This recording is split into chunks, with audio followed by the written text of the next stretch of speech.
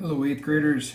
Sad to say, this is going to be my last YouTube video for your guys' class for the 8th grade. Finishing off with volume of cylinders and cones. Okay, they're very, very, very similar. That's why I put them together into one assignment. So I have some steps for you. You're going to want to make sure you write all these steps down. Okay, and then we will go through some examples. Okay, so looking at this, okay, the first is, okay, volumes of cylinders and cones, okay. With a cylinder, what you're going to do is, the first thing you have to do is you have to find the area of the base. The base, I should have said A equals pi r squared, okay, and your pi, all right, the book always has us use 3.14. It's very consistent that way. The most accurate way is if you use the pi button. Okay, but the directions always tell you to use 3.14 for our book, so that's nice and consistent. Okay, so you find the area of the base and then you just multiply it by the height. The last step is you got to make sure you label it units cubed. Examples would be meters cubed, inches cubed, feet cubed, yards cubed, whatever it is. You label it cubed because cube means it has depth, and the depth is the height. Okay, now cones are very, very, very similar to the cylinders. You do the exact same steps. You find the area of the base, you multiply it by the height. The last step, though, is when it is a cone, you multiply it by 1/3. So the formula, area equals 1/3 pi r cubed. Well, if you remember, and I've told you this, multiplying by 1/3 is the same as dividing by 3. Okay, so when we look here, okay, at the worksheet, okay, just for examples, okay, the first thing is the radius is 4.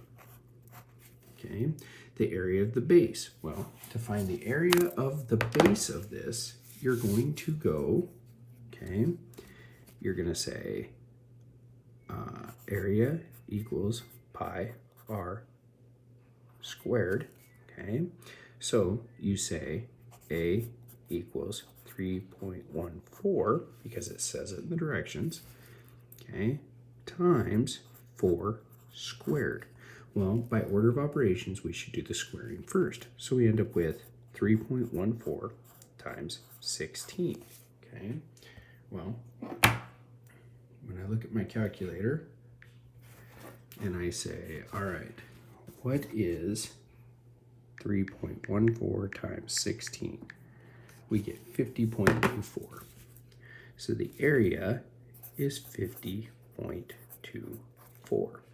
Now, to find the volume, we're going to multiply that number times 3. And we get 150.72. Okay. Now, for number 2, what's the radius? Well, if we remember, the radius is from the center out, okay, or half the diameter. Well, when we look at number 2 here, this, because it goes all the way across, would be our diameter. So our radius on this is 5.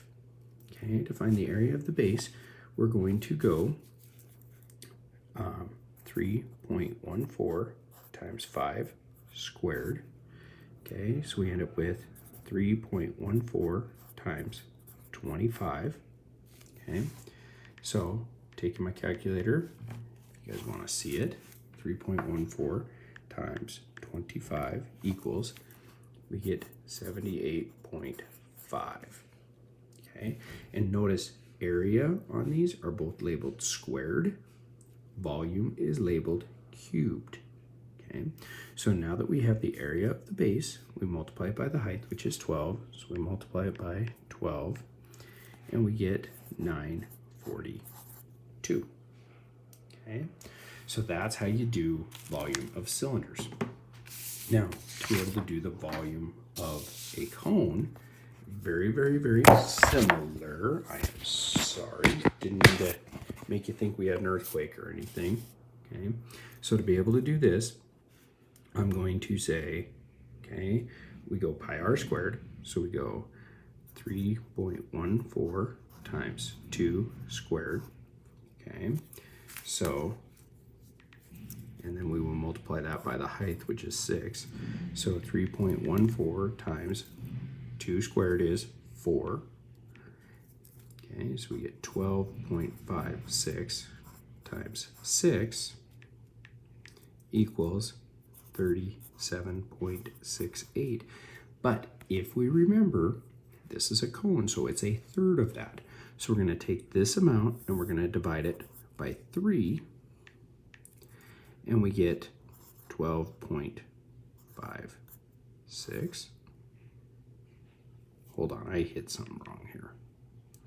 37.68.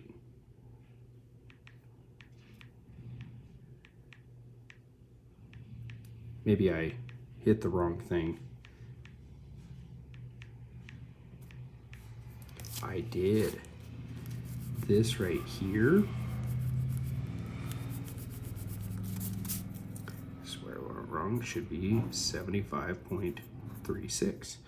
Divide that by 3, and now we get 25.12. It's inches, so we're going to label it cubic inches. Okay, now we'll try this one. Okay, this 5 right here is what we call the slant height.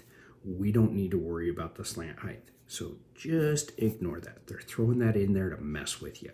Okay, so we're going to say 3.14 times 3 squared times 4.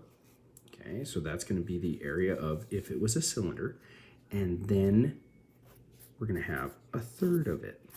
Okay, so I'm going to say 1/3 times 3.14, 3 squared is 9 times 4. Now, order doesn't make a difference in multiplication, so I'm going to multiply these two together. So I get 1/3 times 3.14 times 4 times 9 is what? 36. Okay, so if I take 3.14, multiply it by 36, I get 1/3 times 113.04. Take that amount and divide it by 3, because remember, multiplying by a third and dividing by 3 are the same thing. We get the volume equals 37.68. Now, keep in mind, it's meters, so we label it cubic meters. All right? All right, so that's it. We are having a class meeting on Friday, the 29th, so please make sure you're there for the meeting. I will be giving extra credit for showing up to the meeting, so please make sure you are there. Tell your friends, it's not a secret that it's extra credit. The reason I'm offering extra credit is I want everybody there. Okay, so please encourage your friends in our class to be at our final meeting on the 29th.